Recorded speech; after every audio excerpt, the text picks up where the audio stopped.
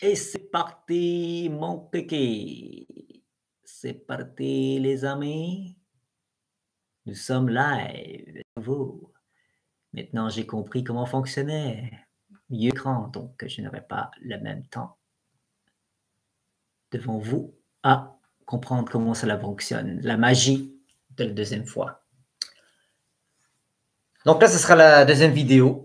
Comme vous avez compris, le principe de la première, si vous l'avez vu le live, je mettrai une version vidéo sur ma chaîne YouTube, une rediffusion montée un peu pour que ce soit plus beau, si nécessaire. Et oui, je sais que ces temps-ci, il y a beaucoup d'idées de projets de vidéo que je ne fais pas parce que ma vie a pris un tour dans le fait de m'occuper beaucoup de mon temps. Je n'ai plus autant de temps devant moi pour faire du montage, autant présent qu'avant. Mais je vais quand même tâcher. Et j'ai un projet prévu pour octobre pour commencer une nouvelle série d'impro et une série de films d'horreur. Vu que c'est le mois d'octobre, j'ai un challenge pour vous.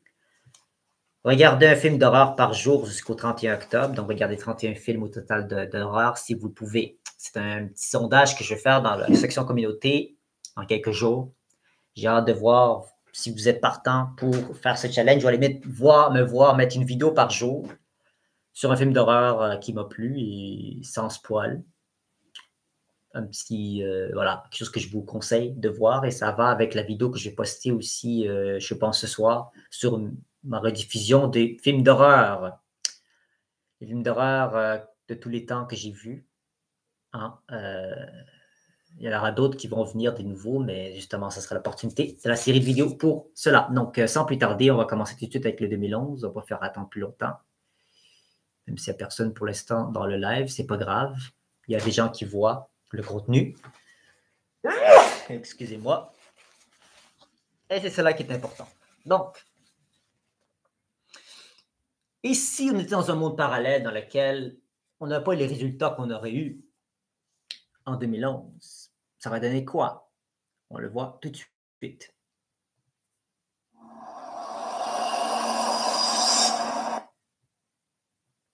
Salomé Corbeau qui gagne contre Albossé, qui réussit à vaincre cette bête de scène, comme elle aime l'appeler, qui sera en quart de finale. Et elle aura affronté Sonia Vachon, ici également.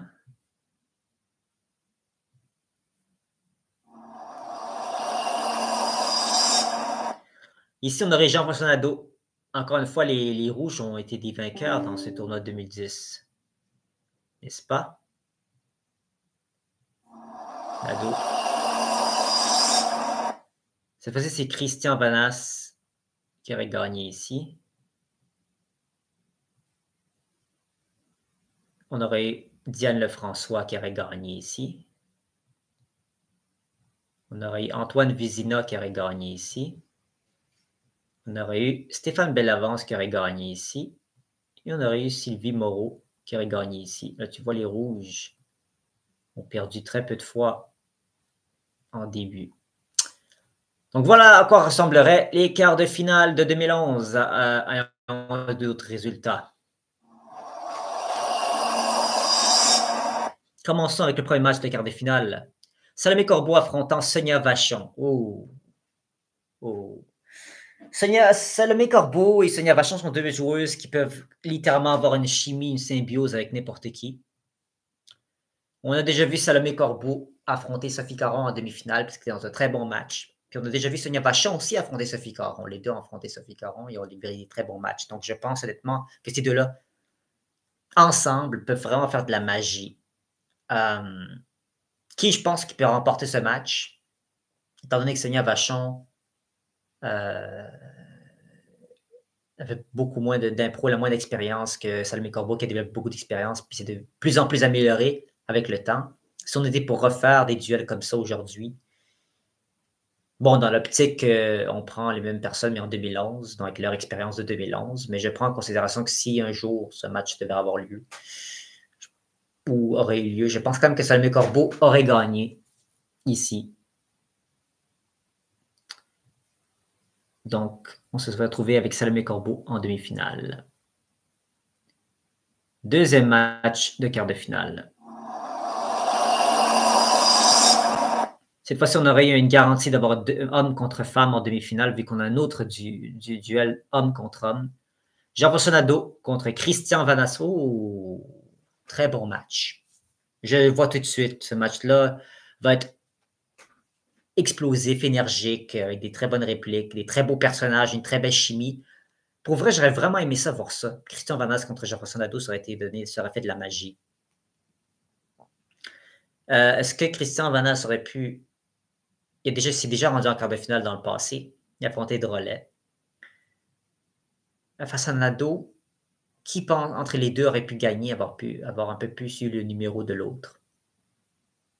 En toute honnêteté, je vois Nadeau gagner. Pourquoi? Parce que Jean-François Nadeau, je pense qu'il y a quelque chose de plus... Il est plus calme sous le stress. Christian Vanasse, bon, il est su, puis il est un peu dans tous les sens. Il peut faire une erreur. Il est très hâtif et très impulsif dans son jeu par moment. Il peut se laisser déstabiliser. Donc, je pense vraiment que Nadeau pourra avoir son numéro et se rendre en demi-finale. Troisième match de quart de finale.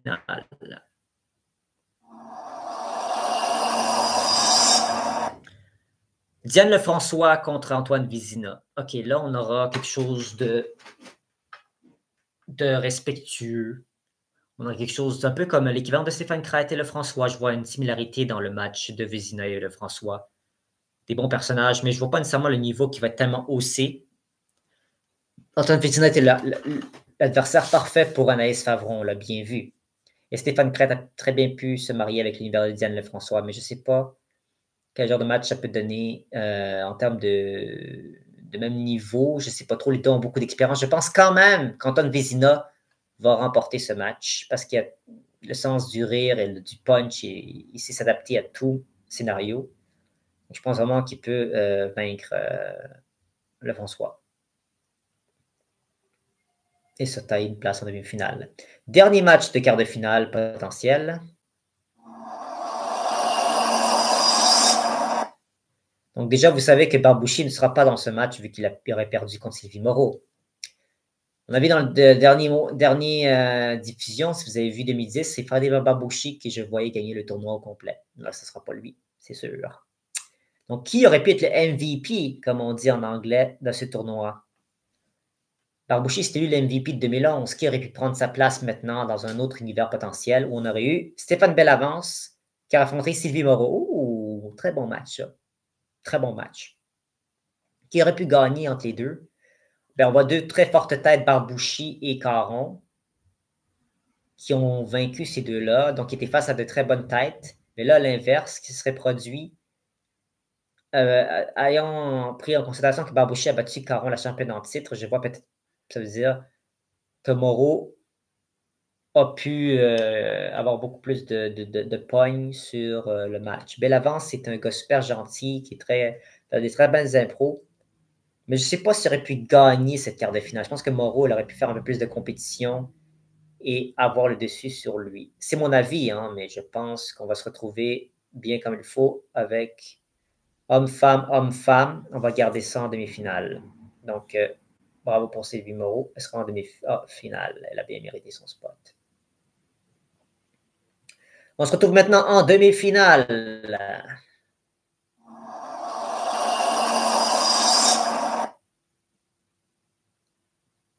Donc, voici en quoi constitue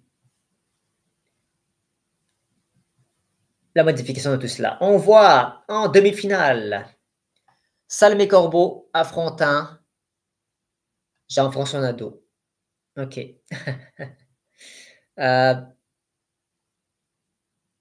On les a déjà vus, hein? On a déjà vu le match. On a bien vu ce que ça allait donner. Donc, ça va être intéressant de voir une revanche. Hein, si on avait pris en considération qu'en 2010, ils se sont affrontés. En 2011, se réaffrontent. Est-ce que Nadeau aurait le number de Corbeau ou... C'est vrai que c'est dur à dire parce que vous avez vu le match de Salmé Corbeau et Jean-François Nadeau en quart de finale. Je vous conseille de le voir si vous ne l'avez pas vu. Est-ce que Nadeau s'est un peu trop laissé aller? Il gagnait beaucoup au tout début du match. C'est un match qui est intéressant à analyser. Et après, Corbeau qui a repris le dessus et tout, puis qui a même dépassé Nadeau dans tout. Nadeau avait juste besoin d'un point littéralement de plus de gagner une 4e impro et une autre si jamais une prolongation, puis il était bon, là. Ça aurait été impossible pour Corbeau de le dépasser, mais il a fait beaucoup d'erreurs. Une égalité 3-3, à peu près. Corbeau a pris le dessus. Donc, est-ce qu'ici, il y aura une revanche? Je pourrais le voir, mais vu qu'on a déjà vu le résultat en soi, qu'est-ce que ça donnerait? Je vois quand même Salomé Corbeau. C'est un peu comme un kryptonite, hein? C'est un peu comme l'équivalent d'Analyse Favron et Barbouchi étant sa kryptonite. Barbouchi étant la kryptonite de... Anaïs Favron étant la kryptonite de Freddy Barbouchi. Donc, je vois le scénario similaire se produire. Je vois Salomé Corbeau se diriger en finale.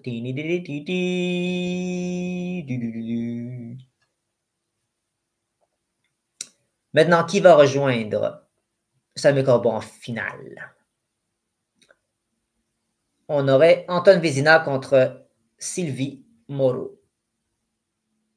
Ah non. Oui, c'est bien ça, hein? Oui. OK. Fait que Vézina affronterait juste des femmes. Il a affronté Favron, Lefrançois et maintenant Moreau. Très bonne joueuse. Est-ce qu'il réussira à avoir le numéro de Sylvie Moreau? Ou est-ce que Vézina va être capable de pouvoir surprendre Moreau et se hisser en finale?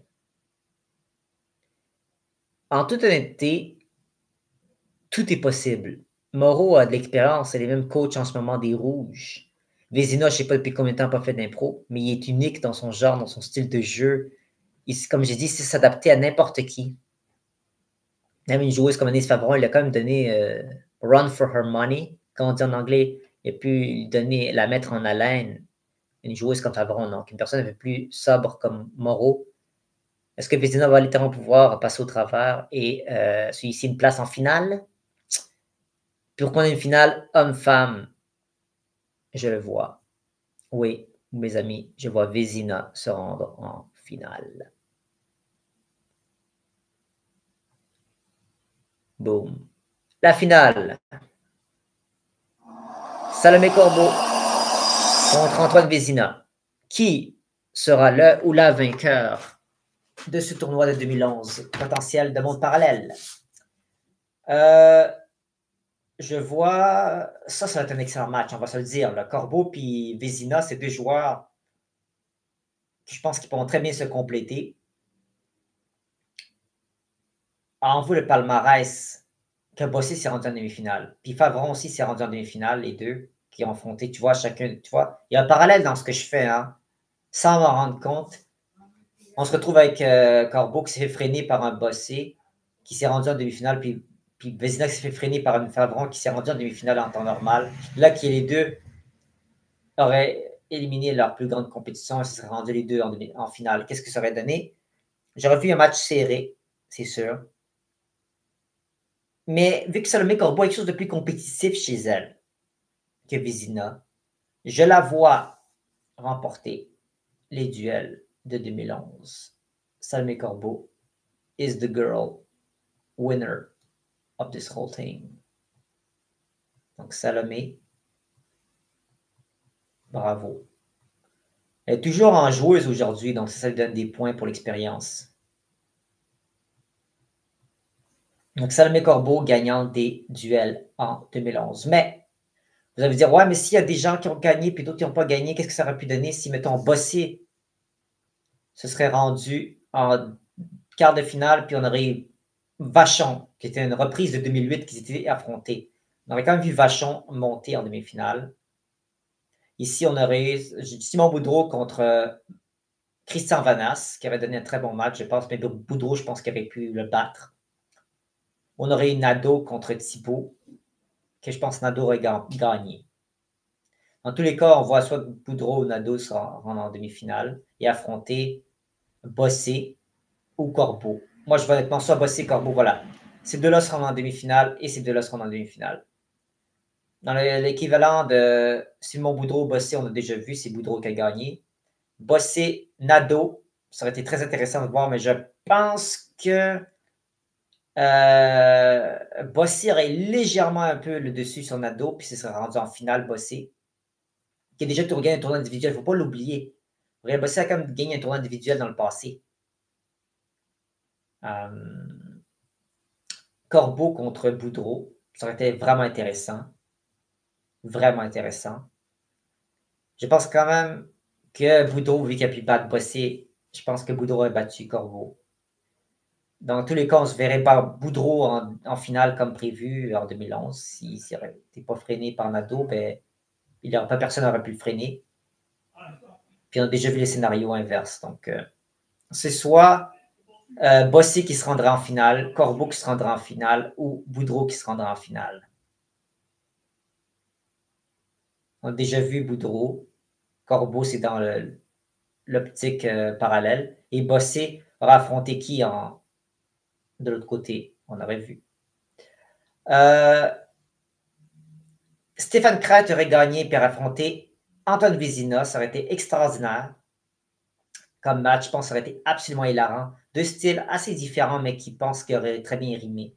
Ce serait extrêmement difficile à dire. Entre Vézina et Crête, qui aurait gagné? Je ne sais pas.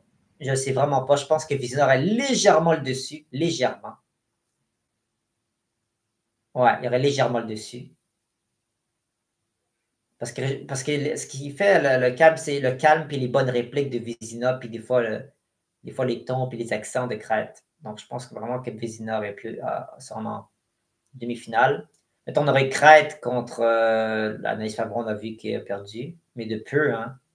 Léa François contre Favron. J'aurais vu Favron quand même remporter. Et on a déjà vu que je vois Vézina remporter contre le François. Donc, dans tous les cas, on va en demi-finale soit Stéphane Crête. Non. Non.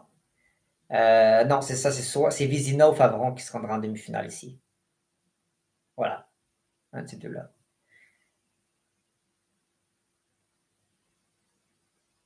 Et dans l'optique ici, Sophie Caron qui aurait affronté Sylvie Moreau. Comme j'aurais dit, ce serait intéressant comme match, mais je pense que Sophie Caron aurait un petit peu le dessus sur Sylvie Moreau. Ce sera rendu en demi-finale. Cette fois-ci. Il n'aura pas été stoppé par Barbouchi. Stéphane Bellavance contre Frédéric Barbouchi, ça aurait été un excellent match aussi. Vraiment, ça serait, je pense honnêtement, ça aurait été un de mes matchs favoris dans cet univers parallèle-là. Je vois quand même Barbouchi remporter face à Bellavance. Puis on aurait vu Barbouchi qui sera rendu en demi-finale, comme prévu. Ou Caron, ou Bellavance. Voilà, si Bellavance affronte Moreau, je vois Bellavance, comme je t'ai dit, avancer.